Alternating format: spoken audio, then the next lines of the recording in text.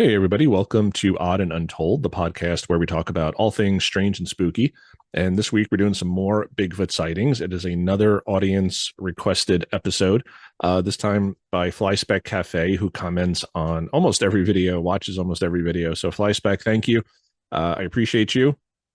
And he had requested Southwest Missouri.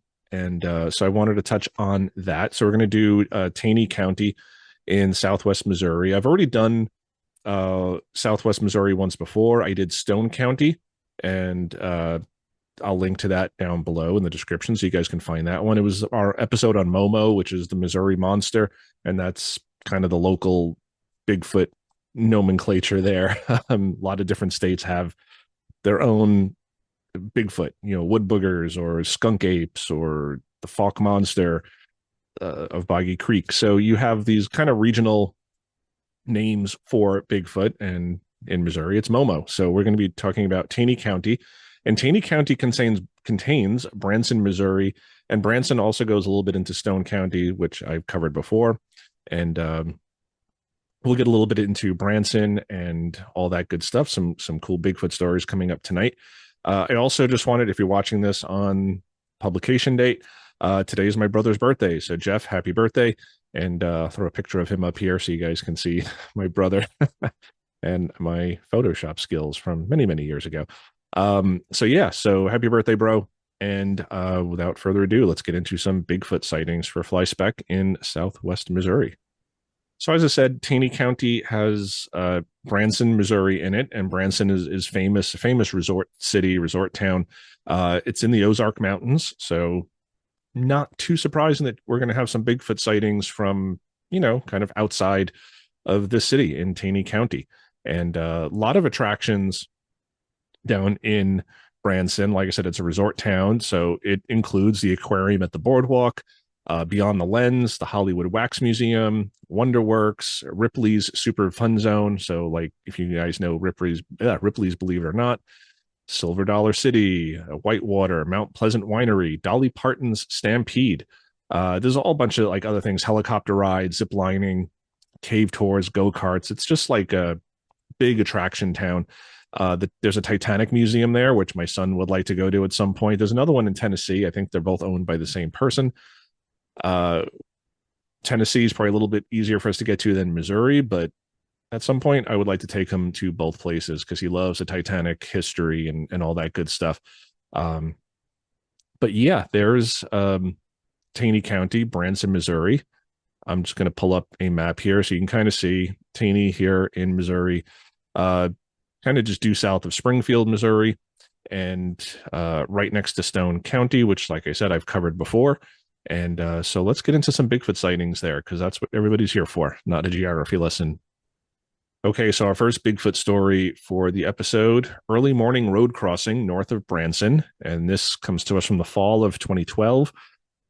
Taney County, like I said, location details, take Highway 248 north out of Branson, approximately 3 to 4 miles. So very close to Branson, this resort town where there's lots of tourists and a boardwalk and attractions. So very, very interesting. Like I've said in previous episodes, a lot of these sightings happen not right near these really populated areas, but very close. I mean, 10-minute drive and you could be into some really rural areas.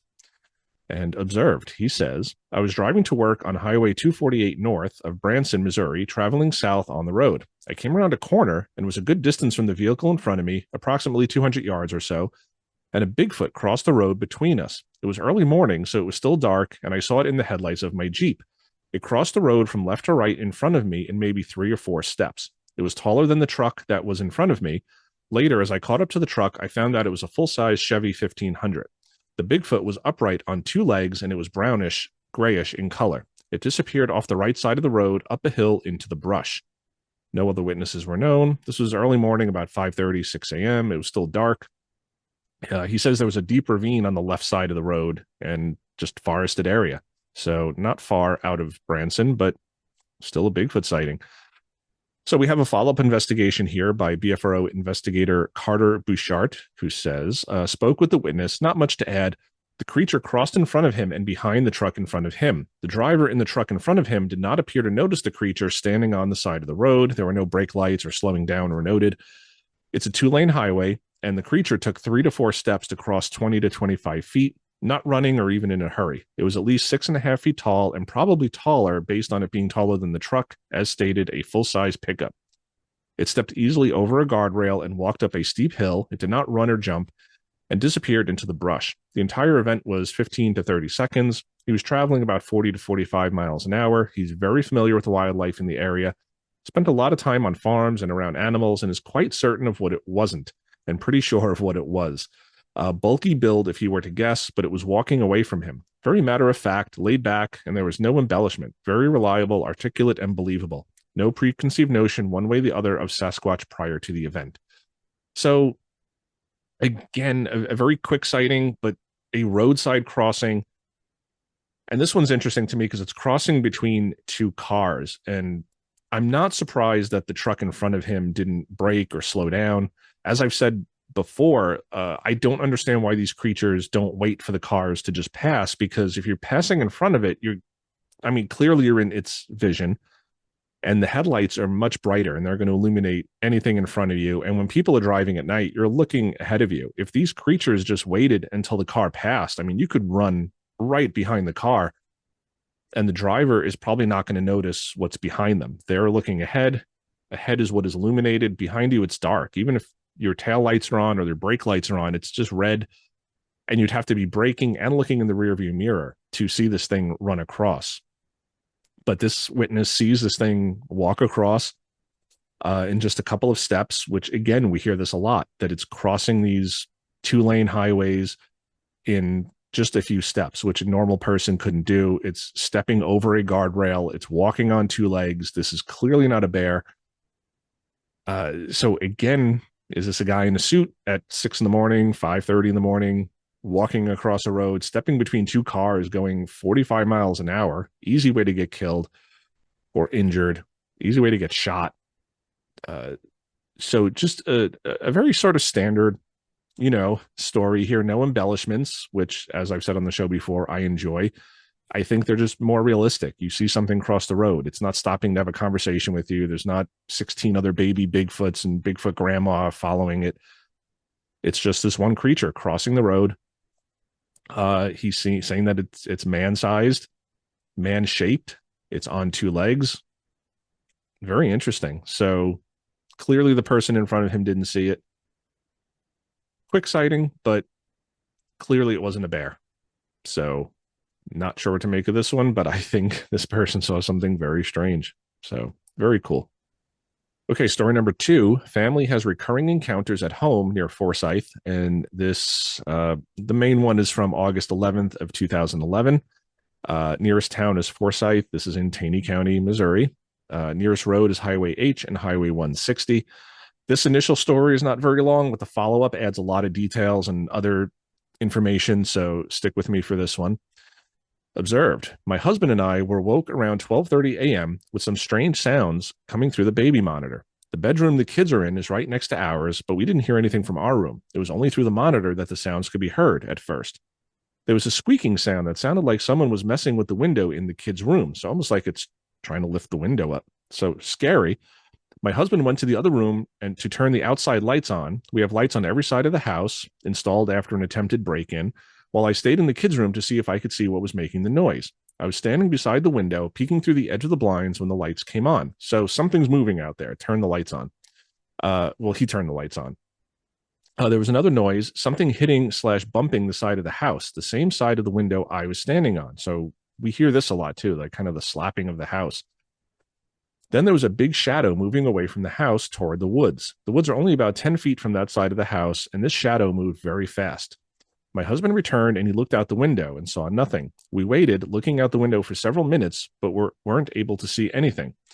My husband left to turn the lights out. When he returned, we stayed in the kids' room for a few more minutes. Then as we were getting ready to go back to bed, we heard a very loud whoop, whoop. Then again, whoop, whoop. I said it's an owl, even though I'd never heard an owl sound like that before. My husband, who is former military and has been in combat, said if it was an owl, then it had to be at least 8 feet tall. Then he told me he didn't know what it was, but there was no way it was an owl. Also noticed, July of 2010, our dog went missing for 2 days.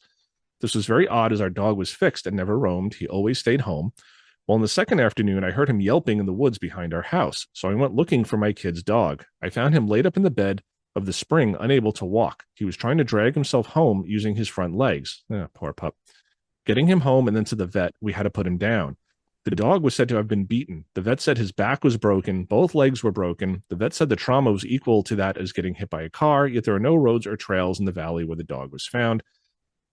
We'll talk about that. Other witnesses, just my husband and myself. We were waking in the middle of the night. This was about 12:30 to 1 a.m. It was very dark, overcast, but not raining. We are setting on a 10-acre wooded lot. The area between the house and the road is cleared. The rest is thick, overgrown woods. So interesting. So here's the follow-up investigation. A lot more information here. This is by investigator G.E. Stade, and says, I interviewed the witness and her husband. Both impressed me as credible. The following information can be added. During the summer of 2010, the witness's 3-year-old son was playing in his bedroom. It was dark outside and the lights were on in the house. Her son freaked out, screaming and crying, insisting that the blinds be drawn closed on every window. It was soon after the incident that the family dog was severely beaten and had to be put down. Both her sons still insist on keeping all window blinds drawn, especially at night. So before I go any further, I just want to talk about the dog thing. I don't know what to make of that. I'm not saying it wasn't Bigfoot, but Occam's razor here. We got to go with the simplest explanation. Most likely was hit by a car and maybe ran into the woods. It may have been disoriented and ran past the house or took a different way to the house. So even though there's no road on that side, it could have gotten hit by a car. Also could have been a bear. A rock could have fallen. A tree could have fallen far from this poor puppy, and crushed its back. So there are many other possibilities that could have hurt this dog aside from Bigfoot. So I don't want to jump to, oh, Bigfoot hurt this dog.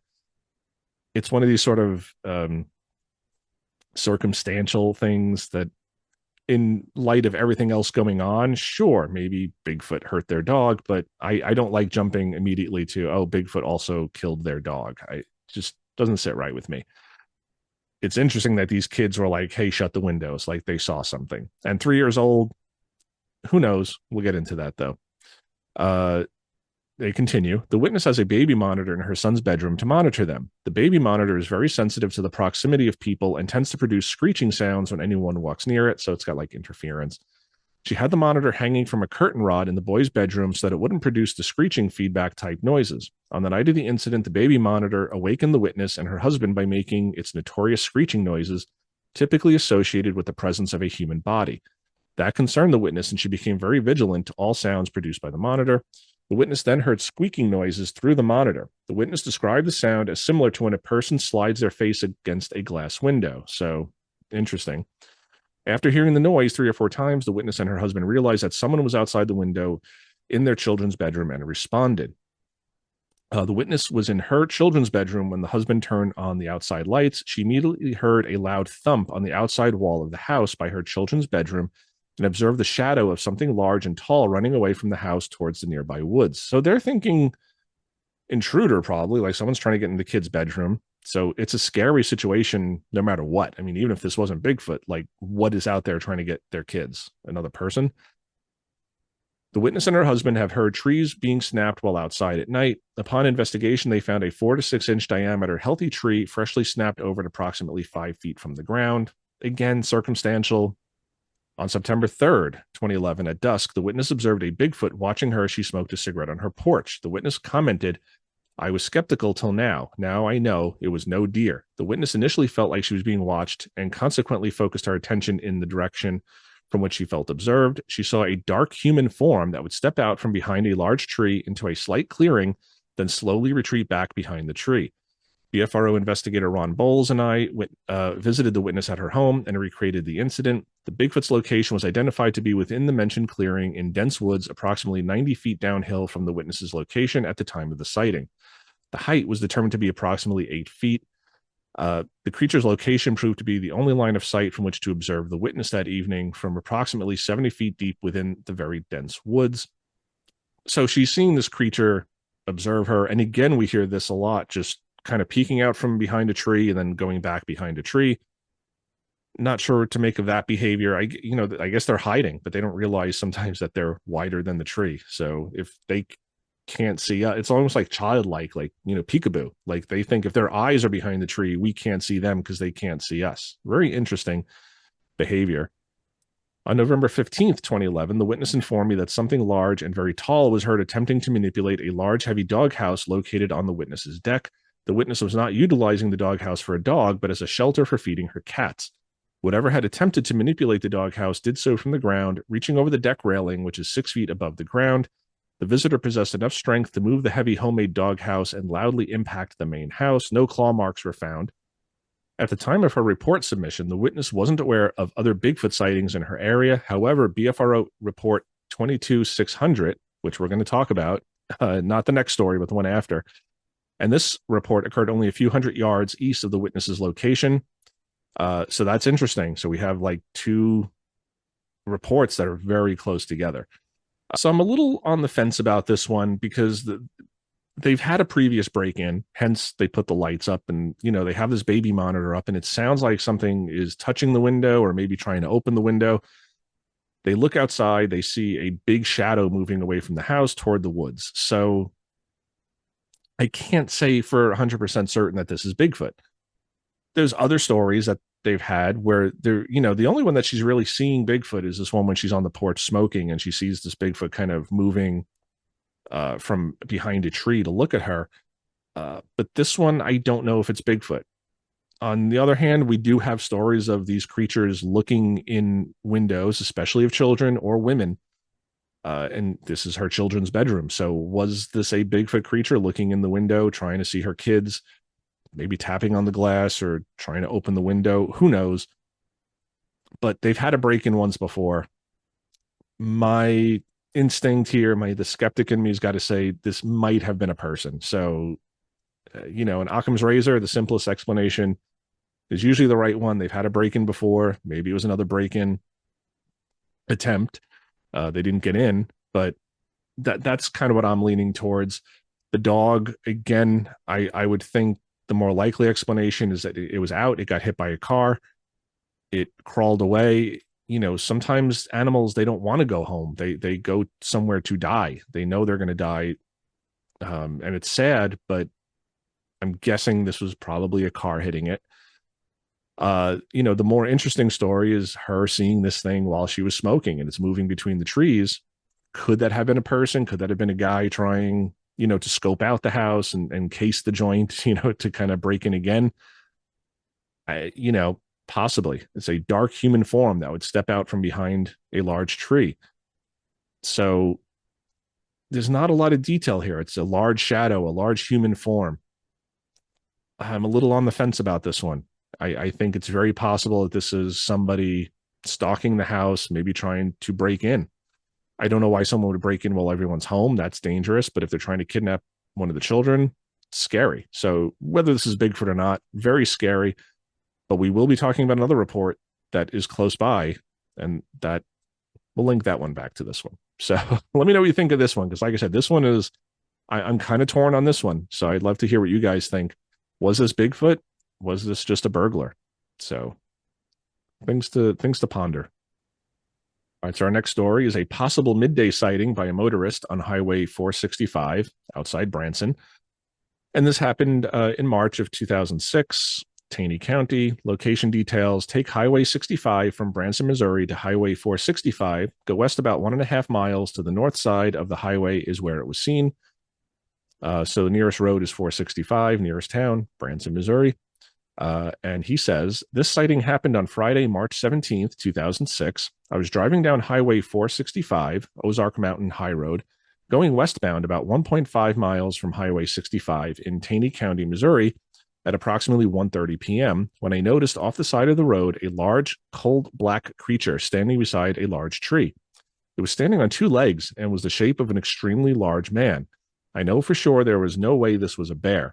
What I saw was at least 9 feet tall and looked as if it was 3 foot wide. It was approximately 50 yards from the highway. The following day, I drove back by where I saw the creature and it was not there. That told me for a fact that what I saw had to be real. He's not aware of any other witnesses. He's not aware of any other stories.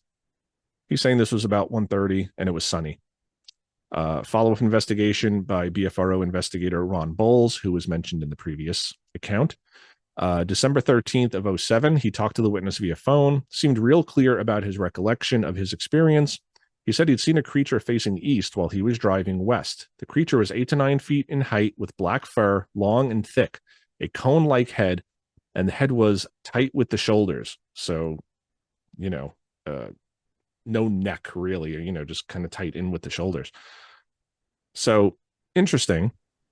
So he's seeing this thing that's 9 feet tall. It's human shaped. He's saying a large, extremely large man, 9 feet tall, conical head, 3 feet wide. There's no grizzly bears in Missouri. They're not native there. They're not known to be there. Or again, is it possible that an exotic pet or a zoo escapee or just one wandered from another state, where it's not supposed to be?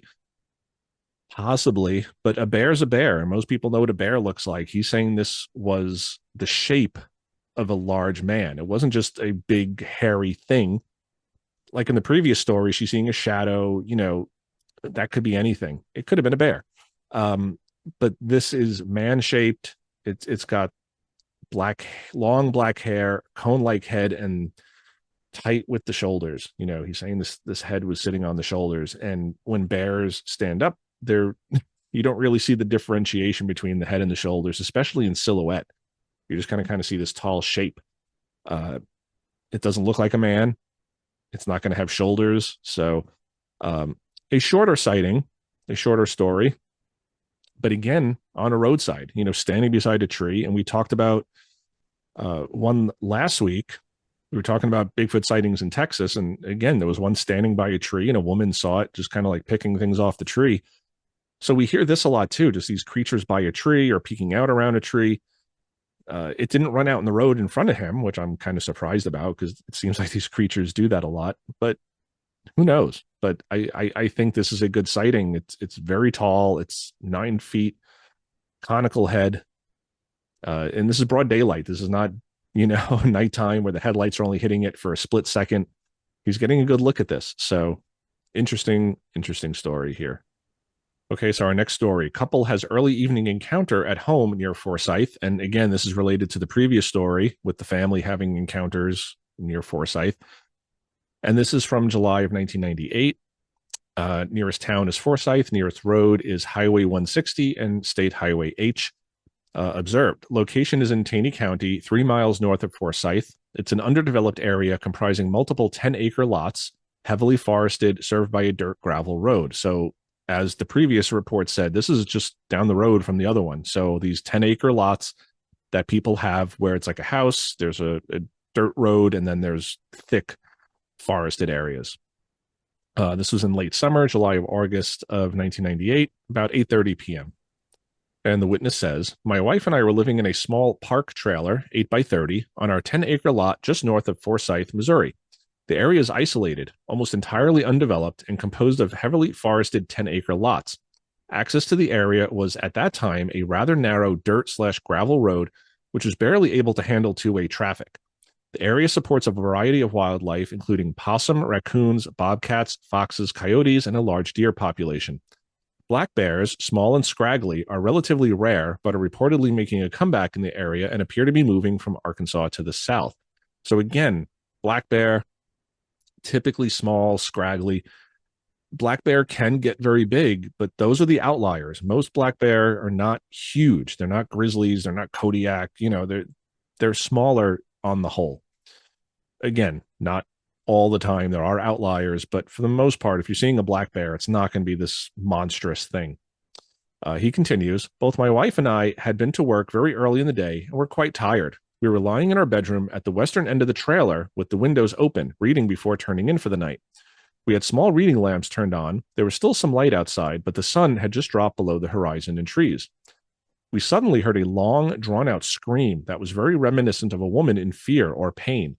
Our two dogs began barking fiercely and jumping against their compound fence behind our trailer.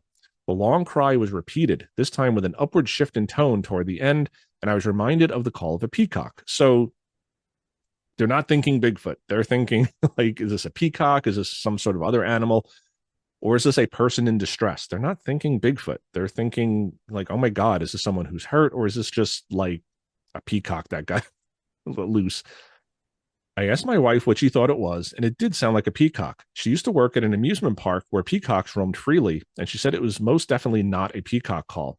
When the scream sounded for the third time, both of us immediately came to the conclusion that someone was in trouble, and we headed for the door. I carried a big multi-cell flashlight, and we went out the front door facing south, while my wife stayed by the door, telephone in hand, prepared to dial 911 should the need arise. So again, they're ruling out peacocks. She's saying, I've heard peacocks.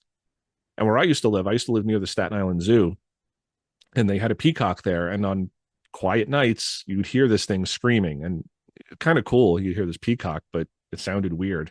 And in the city, you hear people screaming all the time. But again, in all seriousness, they're thinking this is someone in trouble. So he's going to the front door. He's got a flashlight. They're ready to call 911. And he continues, the only clearing that we had done on the entire property was the long driveway back to our trailer site. The actual clearing needed for the trailer itself and the small amount of additional land clearing that was required for a well house and access by the well drillers for their large trucks. So most of this is overgrown. I moved westward perhaps 100 feet to the far side of the driveway clearing. There are no streetlights in the area, and with the sun already below the horizon, darkness was falling rapidly. I shone the beam of the flashlight across the forested area from which the scream had come, sweeping it slowly left and right. There was a shuffling noise about 50 feet further west amidst a stand of several large cedars and oak trees. I swung the light to the spot where the sound seemed to originate, and a dark shape moved behind the biggest of the trees. At the extreme range of the light beam, I was alarmed to see two red-orange reflected eyes looking directly at me. No other details were apparent except for a generic dark shadow. The two eyes were at a point well above the expected face height for a normal adult human. They blinked once or twice, then vanished as if the owner either closed them fully or turned away. So this is interesting, and we'll come back to this. He continues, it was growing darker by the second, and the only clearly visible area was the cleared driveway and the partially cleared walk to the trailer. All else was in deep shadow. The shuffling noise came again, and a vague shadow moved quickly toward the southwest from behind the trees where I had seen the eyes. I attempted to use the flashlight to see the owner of the eyes, but could only see a tall shadow. It moved at a run, upright, and I initially thought it must be a tall, heavy-set man. So again, he's still not thinking Bigfoot. He's thinking there's some intruder. I was still thinking that the screams had come from a female and that this must be her attacker. However, there was no one else in the area at the time. The 10-acre lots to the east and west of ours were unoccupied and completely undeveloped. So they're still isolated at this point. The other story that we dealt with first was from years later. While there is one house to the south across the access road, it is set back from the road and was dark. The occupants were not home at the time. There were no further calls, screams, or noises in the forest, and our dogs ceased jumping against the fence but continued to bark and whine in an agitated manner for another 10 to 15 minutes. I returned to the house and reported what I'd seen to my wife. Without additional information, we decided that a call to 911 was not advisable. What are they going to tell them? We heard something and now it's gone. I get that.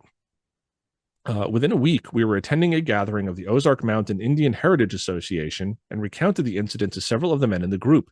More than one described having experienced similar encounters with such an animal, and one man in particular mentioned that he had actually attempted to give chase with his hunting dogs. The dogs got fairly close to where he suspected the animal was hiding, but then returned to him, tails tucked and whining, refusing to pursue it further. He too noted that the eyes reflected a red/orange in a flashlight. After that, I made it a habit to have a fully loaded Marlin 30-30 by the bedside, but the incident was never repeated. We have not seen or heard anything similar since the original incident. The area is now more populated, all the lots having been sold or occupied, and several of the neighbors have free-roaming dogs. The deer and coyote population is either greatly reduced or they have gone elsewhere to avoid the neighbors' dogs. We still have possum and raccoons, but they too are far less frequent in the area. So this is what happens. Things get developed, more people move in, and the wildlife goes away. The air was still. There was no wind. I did not detect any unusual scents, although there was obviously enough for our two dogs to detect as they were highly agitated. So it was just he and his wife. He's the only one who saw the eyes and the shadow movements.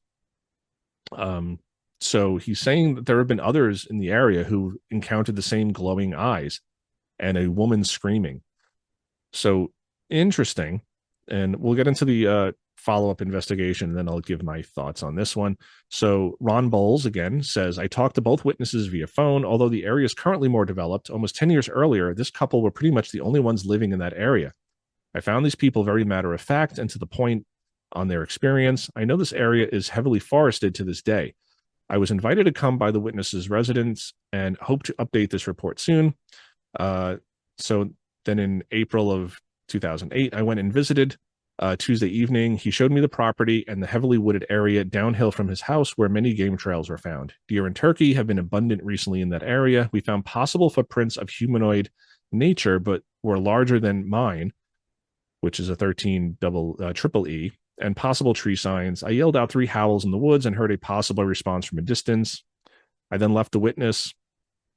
That same evening, the witness's sister-in-law, who lives in the old trailer home next to the new house, heard at 10:30 a long whoop coming from the woods to which the neighbor dogs were barking at, and her cat started growling at the noise as well.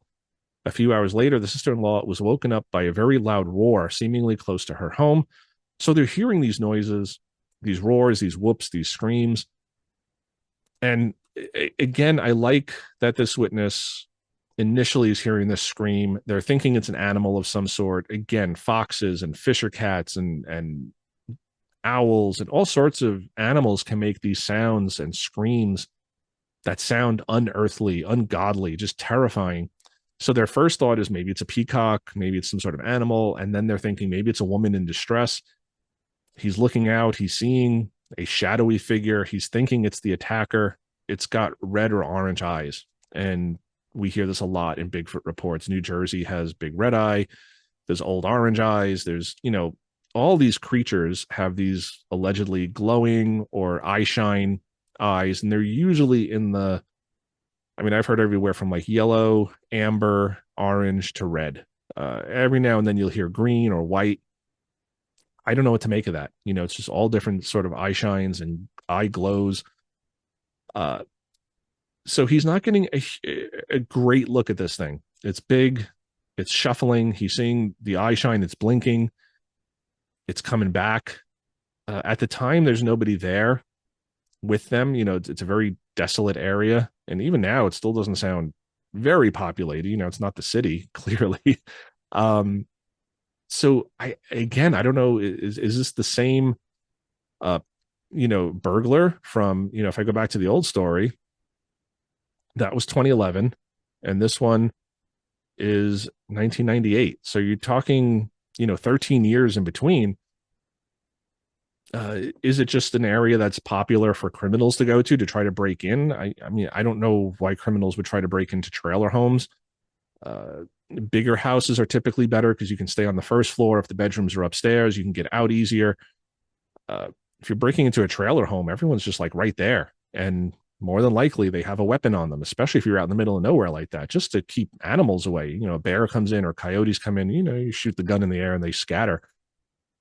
Or you don't want burglars coming in, especially if that's known in the area. It doesn't seem like it. The first couple, that family had a break-in, but these people didn't seem to have a break-in. They just thought someone was being hurt. So very interesting story here.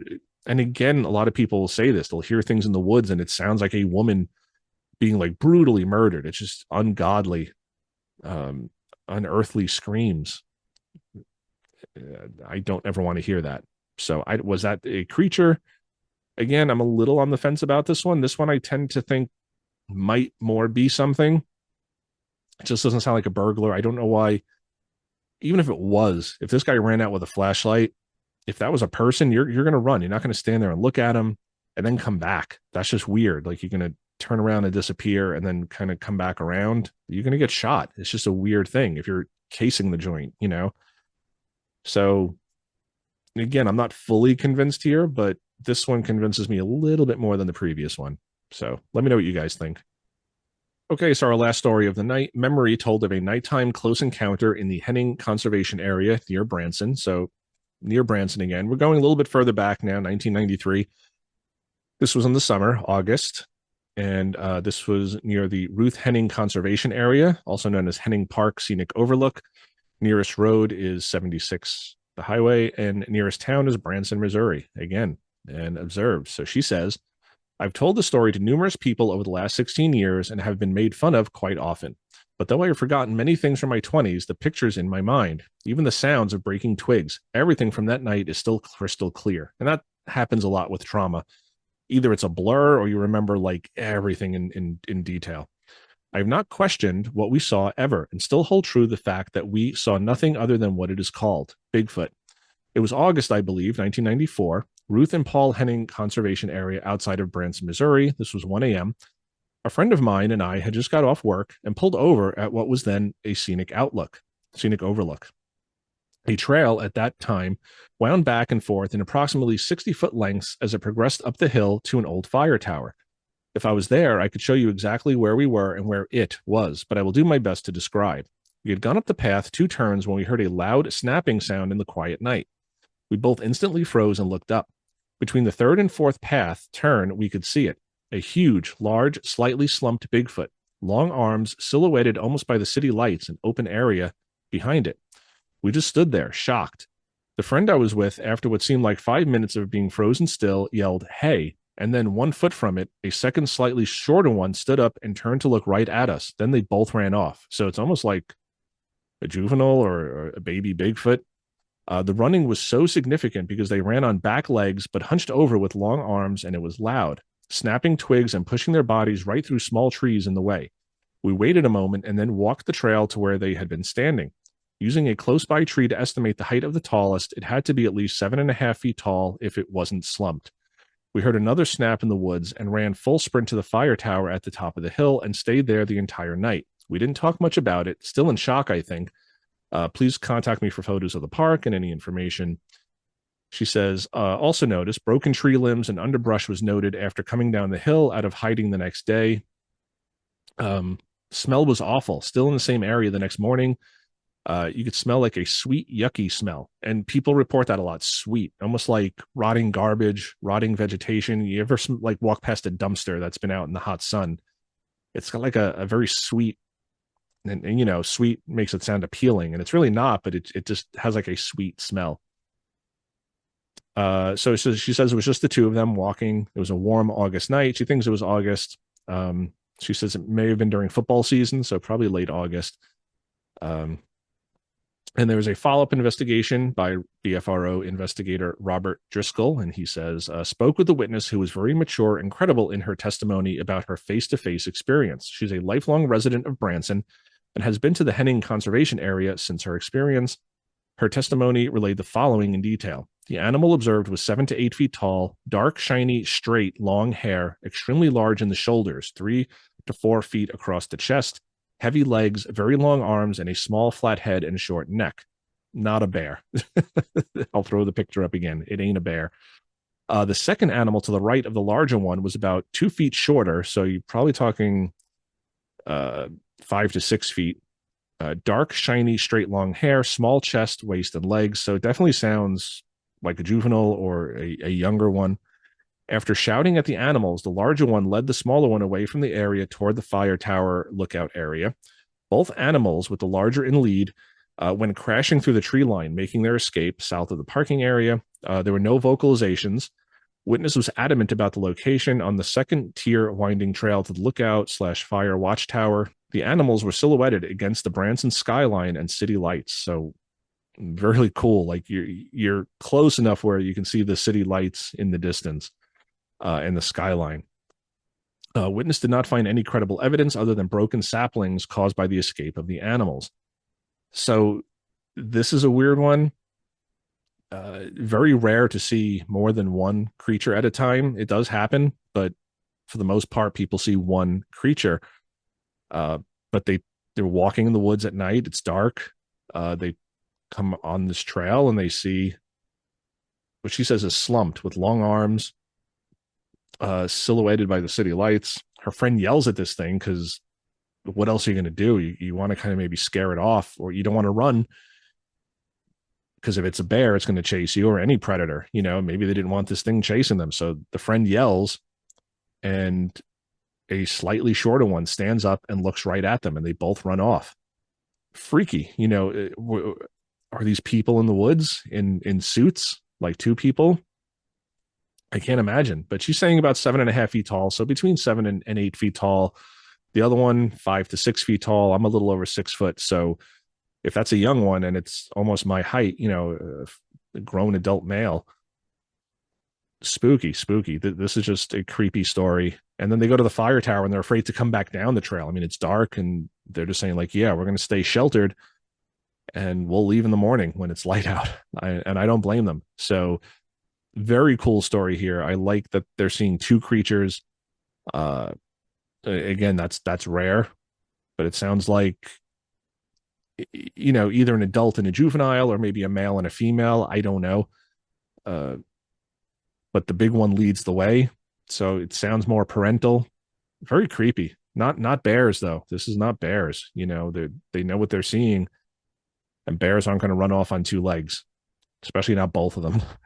They're both going to drop down, and they may take a few leaps and then wander off. I can't see them crashing through things quickly like that to run off. That doesn't sound like a bear to me, but none of these sound like bears to me, really. So very, very strange.